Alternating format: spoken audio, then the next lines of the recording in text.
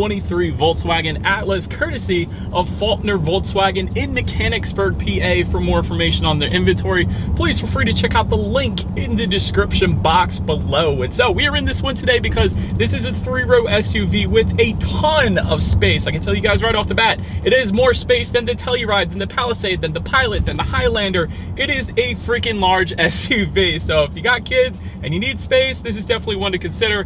2 years or 20,000 miles of complimentary maintenance as well, so that's going to save you some money there. And you get a 4-year 50,000 mile bumper to bumper warranty, which certainly beats the traditional 3-year 36,000 mile bumper to bumper warranty. So ultimately in this video, we will be testing out and going over everything about this one, from acceleration to braking, steering feel, ride quality, sound system, exhaust clip, all that fun stuff. So having said all that, what do you guys say? Let's just go ahead and jump right into it. And as always, let's start with pricing. And so, as you can imagine, there are several different trim levels for the 2023 Volkswagen Atlas. First one being the SE, starting at $34,600. SE with technology, which actually is the one we have today, starting at $38,770. SEL for $44,390. SEL R-Line Black for $48,090, and then the SEL Premium R-Line for $51,790. Now, those last three trim levels come standard with all-wheel drive, but you can add all-wheel drive to those first two because they come standard with front wheel. If you wanted to do that, simply add $1,900 to either of those prices. So you can imagine with all of those trim levels, there are actually two different power plants available for the Atlas. First one being a 2-liter turbocharged inline 4-cylinder, putting out 235 horsepower at 5,400 RPM, 258 pound-feet of torque, coming in at 1,600 RPM. Power sent to front wheels or all wheels through an 8-speed automatic. 0 to 60 time for that one, 7.2 seconds, with MPG numbers coming in at 20 in the city, 24 on the highway. But then there is that other engine configuration, being a 3.6-liter naturally aspirated V6, 276 horsepower at 6,200 RPM, 266 pound-feet of torque, coming in at 3,600 RPM. Power sent to all 4 wheels, all-wheel drive only there, through an 8-speed automatic. 0 to 60 times 7.5 seconds, so a little bit slower actually with that one. MPG numbers for that one, 18 in the city, 23 in the highway, but taking regular unleaded fuel. But nonetheless, before we do any kind of fun acceleration test here in the Atlas, I wanted to mention to you guys the drive modes. There's a circular dial located directly behind the shifter. If you play around with that, you got comfort, sport, economy, snow, and off-road, adjusting things like the shift points, the throttle responses, steering sensitivity, the all-wheel drive system engagement, and the traction and stability control systems as well. And so having now gotten all of that out of the way, what do you guys say? Let's go ahead and find a straightaway.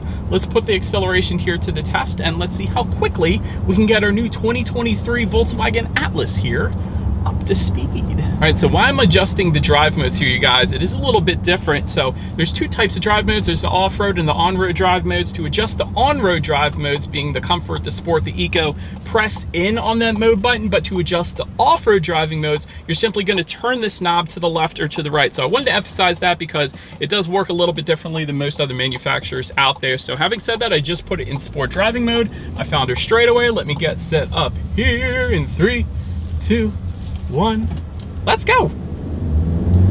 Little bit of turbo lag. Yeah, once it gets going though, it's plenty fine. You're definitely not gonna have any issues. Okay, now it's really going, but you're not gonna have any issues emerging onto the highway. But having said that, from the get-go there was a slight bit of turbo lag, as you often will find with turbocharged 4-cylinder engines. So I will say that, but again, not gonna have any issues emerging onto the highway. But anyways, to go along with that acceleration, as always, braking is equally important. And so up front, you will find 13.2-inch ventilated front discs. In the back, 12.2-inch ventilated rear discs. As far as that 6E0 stopping distance goes, it's going to come in at 139 feet. Let's just hit the brakes. Hey, it's actually not as bad as I remember it. I remember before when I tested this thing out, the braking feel was insanely soft, but it's actually not that bad now. I actually didn't mind that. I feel like they've gotten better with the braking feel with the Volkswagen Atlas. And again, this is a larger SUV, so I don't expect it to stop like a sports car, but still, back in the day, it was extremely soft when they first came out, but they have made it better. I feel like they firmed up that braking feel ever so slightly. So honestly, I don't mind the braking in this thing now. It's not something that would deter me from getting the Atlas. Then touching on suspension and handling. Up front, you're gonna get a McPherson strut front suspension. In the back, independent multi-link rear suspension, front and rear stabilizer bars. As far as ride quality goes, it's just been 100% perfectly fine. It actually rides really nice. I feel like a lot of larger SUVs, I do find that, and that is definitely no exception with the Atlas. The thing rides extremely smooth, as we were cruising over some very smooth Mechanicsburg roads. But yeah, it's definitely no issues with ride quality. As far as steering feel goes, and actually let me put it back in sport mode for a sec. There is a noticeable difference depending upon which drive mode that you put it in and relative to the steering feel. So I'm going to take it back out of sport mode here, and you can customize it. There is a custom driving mode as well. So if you wanted a heavier steering feel but not necessarily that instant acceleration all the time, that is what that custom driving mode is for, and that's personally what I do on my own personal vehicle. So if you like the heavier steering feel like I do, because it is a heavier steering feel in that sport driving mode, that's one way to go ahead and get the best of both worlds there. I'll just put it that way. As far as cabin noise goes, we were going 35 miles per hour. That is 100% on point. Certainly almost no exterior road noise or even wind noise coming into the cabin. So Volkswagen, quite honestly, did a brilliant job with the cabin noise in this thing. And touching on visibility, I can see pretty darn good out the back. For as large as this SUV is, the rear visibility is actually pretty darn good. Not only that, for forward visibility, you get rain sensing windshield wipers that come standard on every single trim level of the Atlas as well. So that's a big win there too. But anyways, that pretty much rounds out the performance segment of this review, guys. Let's now go ahead and take a look at the exterior of our brand new 2023 Volkswagen Atlas. All right, so here she is, you guys, the new 2023 Volkswagen Atlas, finished in deep black pearl, in case you were curious of our exterior color name that we have on this one here today. Let's go ahead and start up front. Of course, you're going to find a tri-bar front grille finished in chrome in typical Volkswagen Atlas fashion, at least in recent years. LED headlights do come standard on every single trim level across the board for added illumination at night. Of course, they will come with LED daytime running lights as well, along with the automatic feature, meaning when it starts to get dark at night, those headlights will turn on automatically for you there.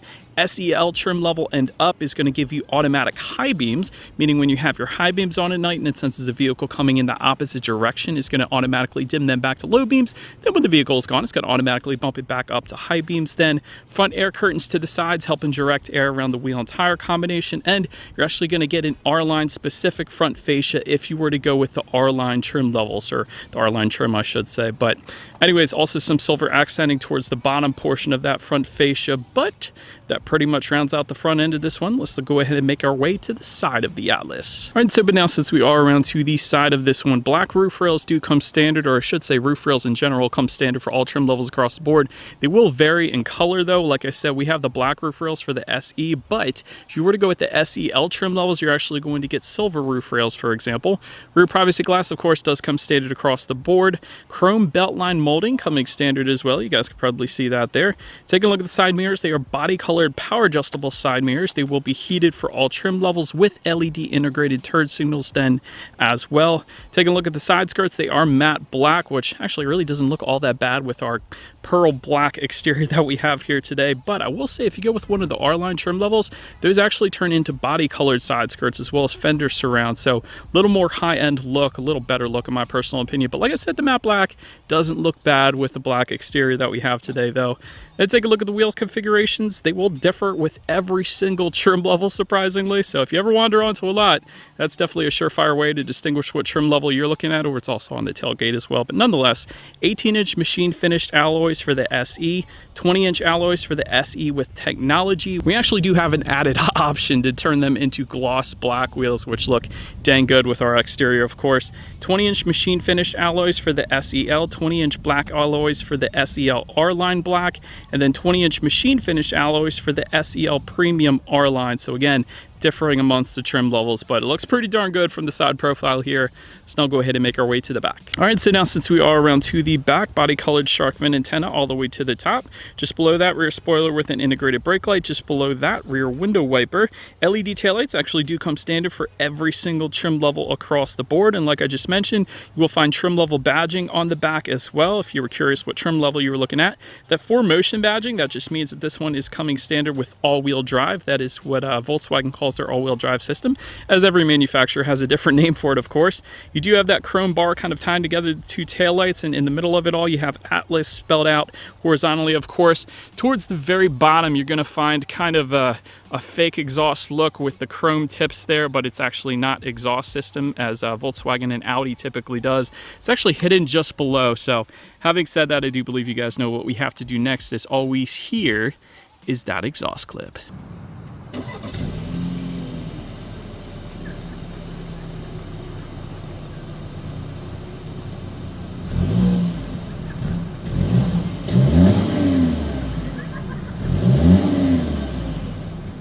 All right, so but now since we are around to the back of the Atlas, when it comes to opening that rear tailgate, I will say it is a power tailgate for every single trim level across the board. Gotta love that.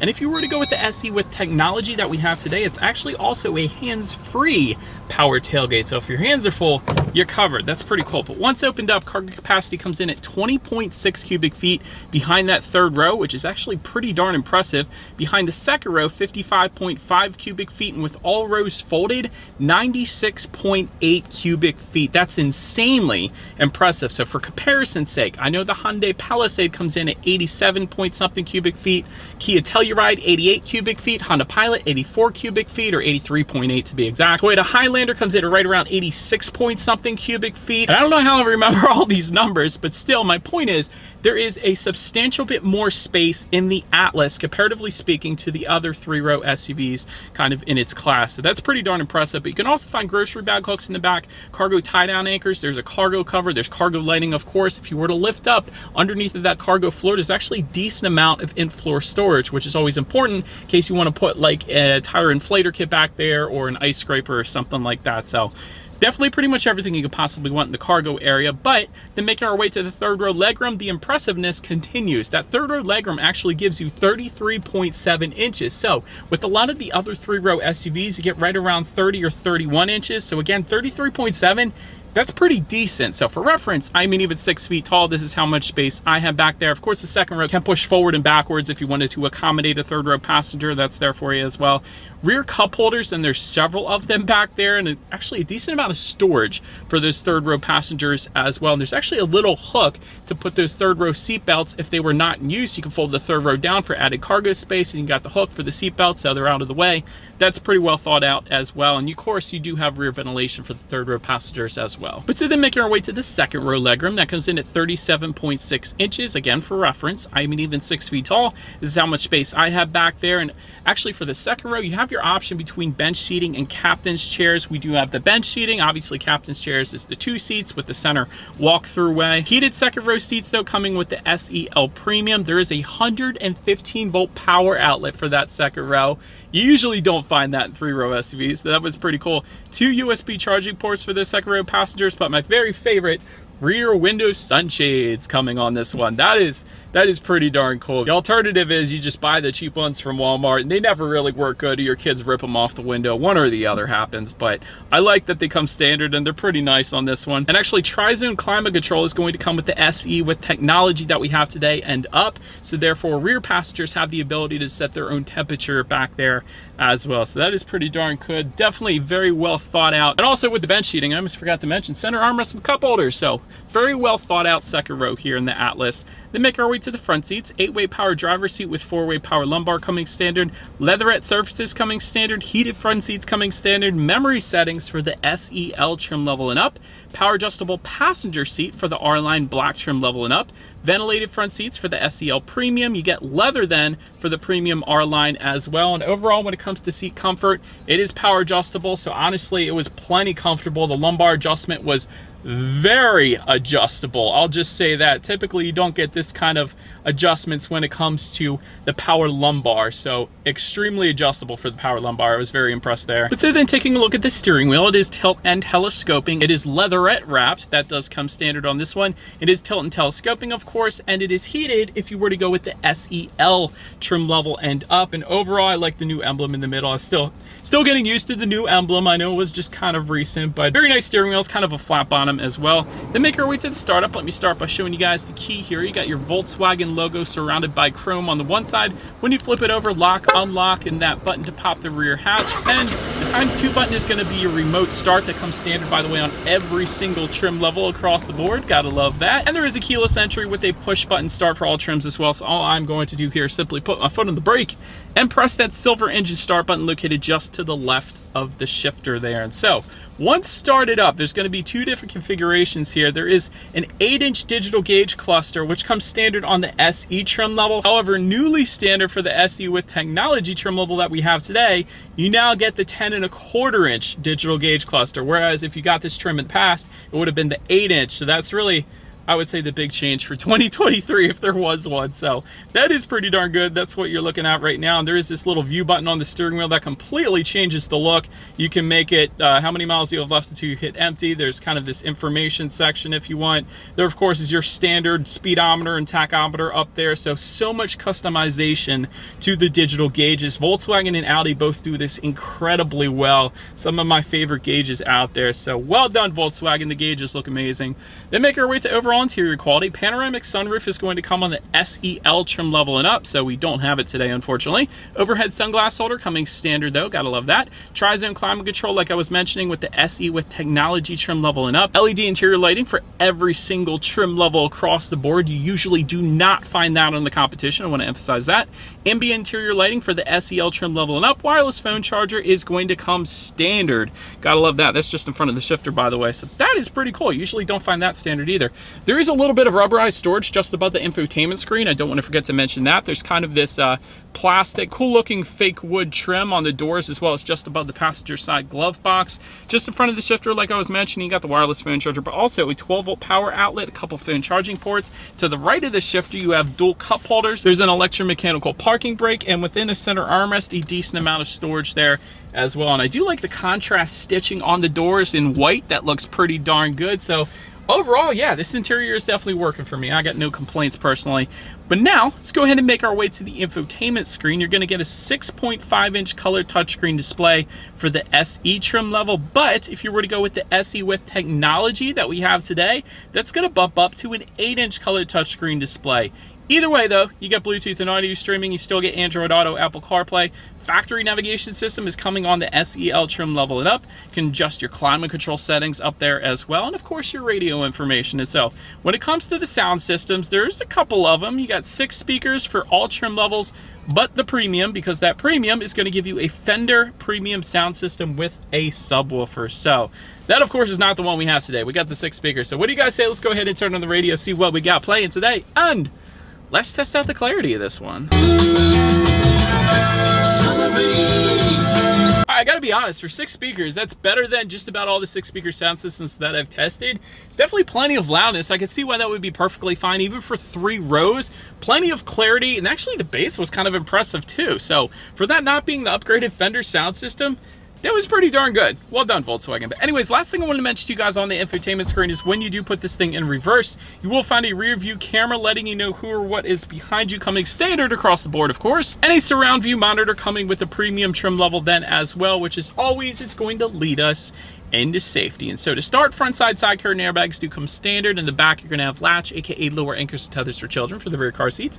Rear child door locks, tire pressure monitoring system, but also coming standard, adaptive cruise control, blind spot monitoring system with rear cross traffic alert, forward collision warning with autonomous emergency braking, and actually front and rear parking sensors as well. That's another one that doesn't come standard typically on other 3-row SUVs. So rear parking sensors, yes, but not the front ones as well. That's pretty cool.